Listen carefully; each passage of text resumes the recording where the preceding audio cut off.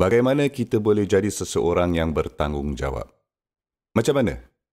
Baiklah, sekarang saya tahu dan faham saya ni harus bertanggungjawab dalam segala apa perkara pun.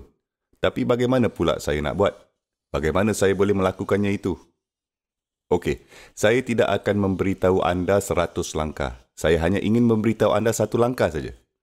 Apabila anda melakukan satu langkah itu, lepas tu balik sini jumpa saya, kita akan pergi lunch dan saya akan memberitahu anda langkah nombor 2. Tapi sekarang mari kita bimbangkan saja apa?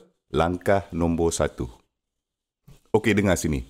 Bilakah Rasulullah SAW menjadi utusan? Pada usia berapa? 40 kan?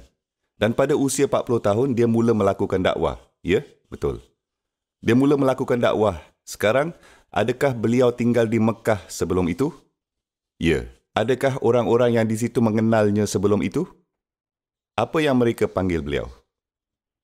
Mereka biasa memberinya beberapa nama yang indah. Apa nama baik yang mereka berikan kepada beliau? As-Sadiq, Al-Amin.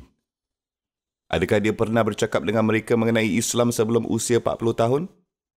Tak kan?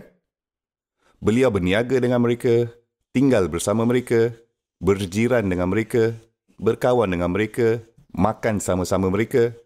Betul? Beliau bercakap dengan mereka setiap hari. Beliau menolong mereka. Beliau bersedekah kepada mereka. Itu sahaja yang mereka ada dengannya selama 40 tahun. Satu-satunya perkara yang mereka tahu ialah As-Sadiq dan Al-Amin. Dan mereka tahu bahawa orang yang paling bertanggungjawab di seluruh bandar kita adalah satu orang. Dan siapakah itu? Muhammad. Mereka belum memanggilnya Rasulullah SAW lagi time itu. Okey, sekarang itulah langkah nombor 1 kamu. Langkah nombor 1 kamu. Sebagai ummah, langkah nombor 1 saya sebagai ummah, adakah kita harus menunjukkan watak Rasulullah SAW, As-Sadiq dan Al-Amin ke seluruh dunia? Jadi apabila mereka memikirkan Muslim, mereka memikirkan seseorang yang jujur. Apabila mereka memikirkan Muslim, mereka memikirkan seseorang yang boleh mereka percayai. Sebab sekarang ni sangatlah buruk. Kita sampai tidak boleh saling mempercayai. Kita tidak boleh saling mempercayai. Kita bohong dan kita menipu. Kita berbohong dan menipu dalam perniagaan. Kita berbohong dan menipu dalam keluarga kita. Kita berbohong dan menipu dalam warisan harta. Kita berbohong dan menipu dalam pekerjaan kita. Kita berbohong dan menipu dalam cukai kita. Kita berbohong, kita menipu. Setiap peluang yang kita dapat, kita berbohong dan kita menipu. Penjual baju di kedai menjual kain. Kaum wanita pergi membeli kain. Puan, ini sangat mahal lah, sangat sukar dicari tau. Saya harus memberikannya kepada kamu. Saya harus menjualkannya kepada anda dengan harga RM100. Kamu tahu tak, kerana saya membelinya dengan harga RM99 tau. Saya hanya akan membuat RM1 je untung. Tapi laki itu membelinya dengan harga RM10 je. Tapi dia harus membuat keseluruhan cerita. Jadi anda boleh membelinya dengan harga RM99. Okeylah, tak apalah. Anda ambil lah RM99, tak apa. Saya tak ada ambil untung. Kamu ni pun tak boleh menjual sesuatu tanpa berbohong.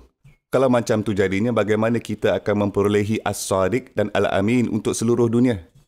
Kita ni tidak saling berfikir sebagai As-Sadiq dan Al-Amin. Kita tidak saling berfikir sebagai As-Sadiq dan Al-Amin. Anda tahu semasa anda pergi ke dunia Islam, di satu tempat, bukan di sini, di mana sahaja di dunia Islam pun, dan anda menaiki teksi, jika mereka dapat tahu saya orang Amerika, 3 kali ganda harga. Kenapa macam tu? Adakah itu amanah? Adakah itu amanah? Anda pergi ke mekanik Muslim, Masya Allah. Mekanik Muslim, saya nak tukar minyak hitam. Dia membuka kereta anda, cek gearbox.